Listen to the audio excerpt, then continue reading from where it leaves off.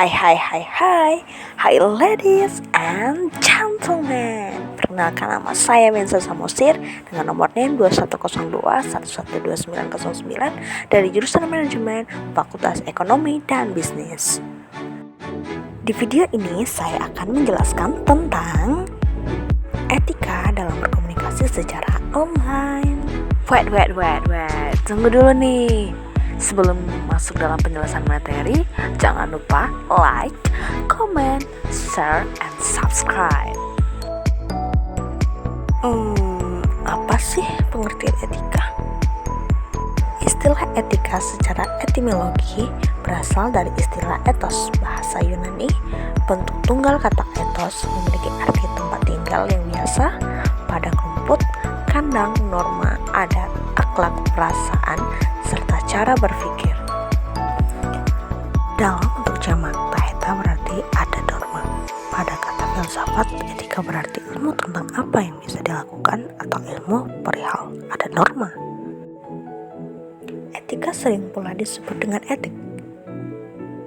Etika merupakan pencerminan dari pandangan warga mengenai apa yang baik serta yang buruk. Oke, yang pertama kita akan membahas berkomunikasi di media online. Berkomunikasi itu wajib menggunakan etika komunikasi dengan baik dan benar. Begitupun dalam menyebarkan informasi harus memiliki sifat sebagai berikut. 1. Harus sesuai dengan fakta. Kedua, tidak dilebih-lebihkan. Yang ketiga, tidak dikurangkan. Serta yang keempat, tidak diputarbalikan dari fakta yang sebenarnya. Ketidaksadaran para pengguna internet tentang adanya etika tertulis maupun tidak tertulis dalam berkomunikasi di dunia maya dapat menyeret seseorang dalam masalah dan berbagai penyimpangan dalam berkomunikasi. Kekurangtahuan serta munculnya pengguna di bawah umur atau belum dewasa merupakan salah satu penyebab seseorang bebas berperilaku di dunia maya. Pemerintah membuat undang-undang tentang batasan usia pengguna media sosial sebagai berikut. Dalam rancangan Undang-Undang Data Pribadi atau RUU PDP, Kementerian Komunikasi dan Informatika atau Kominfo memberikan usulan bahwa 17 tahun merupakan usia minimal anak untuk membuat akun media sosial. Berikut beberapa contoh berkomunikasi di media sosial dengan tidak baik. Ada yang menghina fisik, menjatuhkan, bahkan ada yang mengejek dengan kata-kata yang kasar atau kata-kata yang tidak layak. Jadi berhati-hatilah dalam menggunakan media sosial. Dulu memang dikatakan mulutmu adalah harimaumu, namun sekarang di era digital jarimu adalah harimau. Baik, yang kedua saya akan menjelaskan tentang etika berkomunikasi dengan dosen. Yang pertama, waktu yang tepat. Dalam berkomunikasi dengan dosen, hendaknya memperhatikan waktu yang tepat.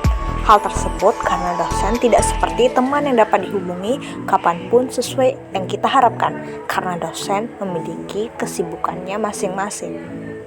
2. Awali dengan salam. Adapun contohnya seperti selamat pagi Bapak atau Ibu, Assalamualaikum Bapak atau Ibu jika kedua belah pihak itu muslim.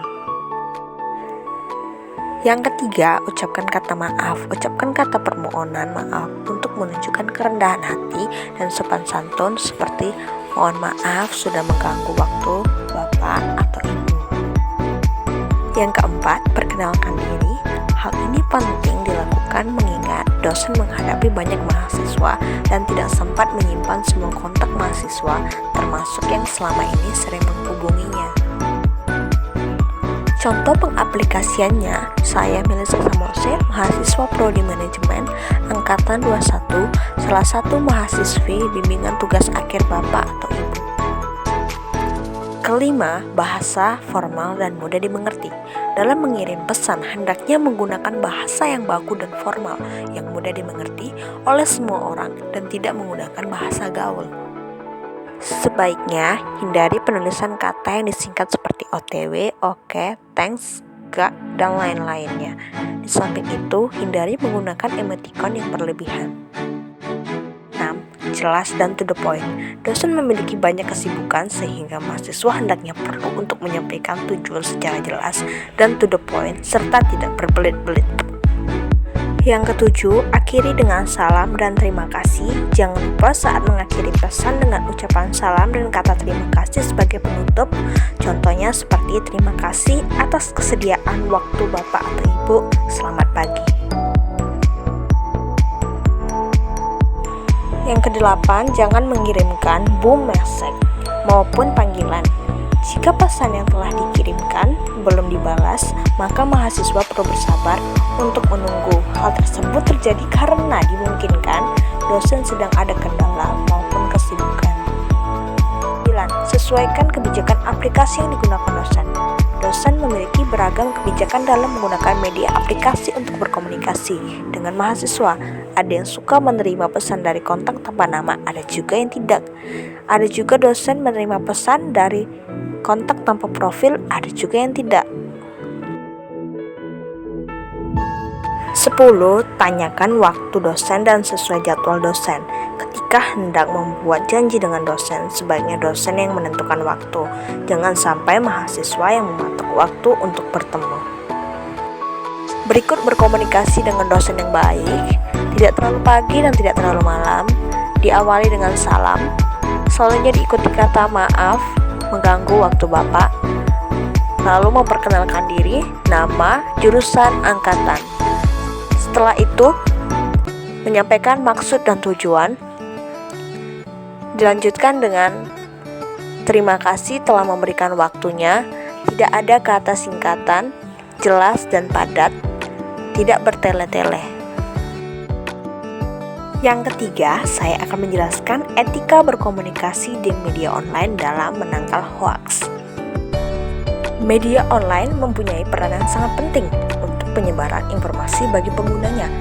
Kecepatan inilah yang menjadi unggulan media online dibanding lainnya. Sekali membagikan informasi, seketika itu pula langsung tersebar ke berbagai tempat, daerah, negara, bahkan seluruh dunia. Media sosial juga menjadi ruang ekspresi bagi masyarakat dunia. Pertumbuhan pengguna internet dari tahun ke tahun selalu meningkat cukup signifikan. Hal tersebut sangat berdampak pada peristiwa penyebaran berita bohong atau hoaks. Ketua Masyarakat Indonesia Anti Hoaks, Septiaji Eko Nugroho, menguraikan 5 langkah sederhana yang bisa membantu dalam mengidentifikasi mana berita hoaks dan mana berita asli. Yang pertama, hati-hati dengan judul proaktif. Apabila menjumpai berita dengan judul proaktif, sebaiknya Anda mencari referensi berupa berita serupa dari situs online yang lain. Kemudian, bandingkan isinya, apakah sama atau berbeda. Dengan demikian, pembaca bisa memperoleh kesimpulan yang lebih berimbang. Kedua, cermati alamat situs.